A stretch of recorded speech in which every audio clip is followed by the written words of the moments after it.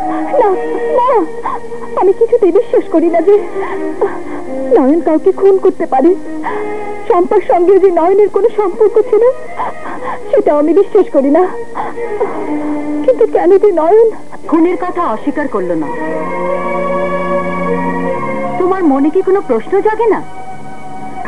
তোমরা কিছু মনে করো না ভাই।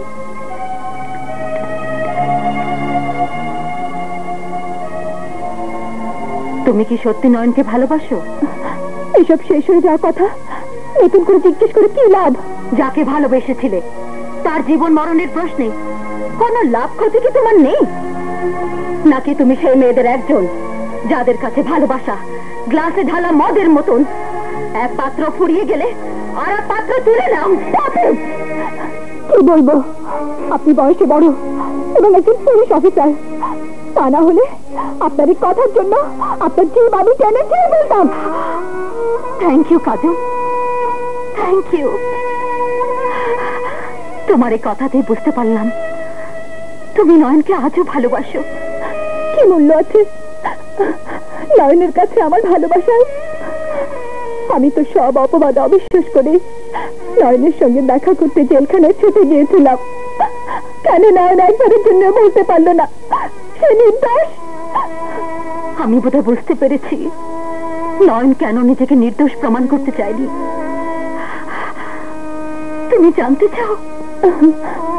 সবকিছুর কারণ হলো মায়ের জীবন বাঁচানো। মা? হ্যাঁ, এসো আমার সাথে, চলো।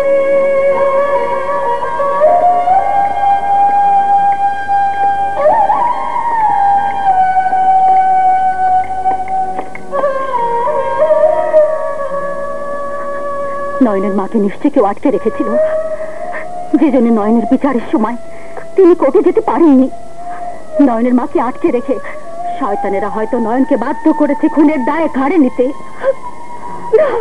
আর বেচারা নয়ন মায়ের জীবন বাঁচাবার জন্য নিজে জীবন দিয়ে দিয়েছে। ফাঁসি রশির জন্য গলা বাড়িয়ে দিয়েছে নীরবে। নয়ন?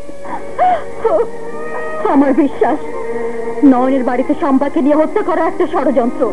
হত্যাকারীরা কৌশলে নয়নকে ফাঁসিয়ে দিয়েছে, কিন্তু হত্যাকারীদের ষড়যন্ত্রের জাল ছিঁড়ে নয়নকে বাঁচাবার কোনো পথই খোলা নেই।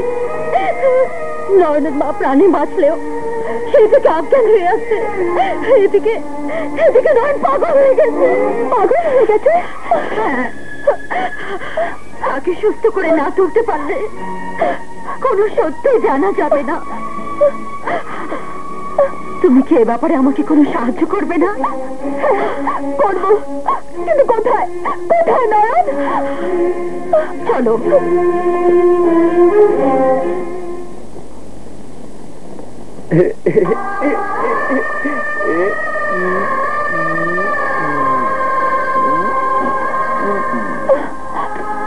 নয়ন?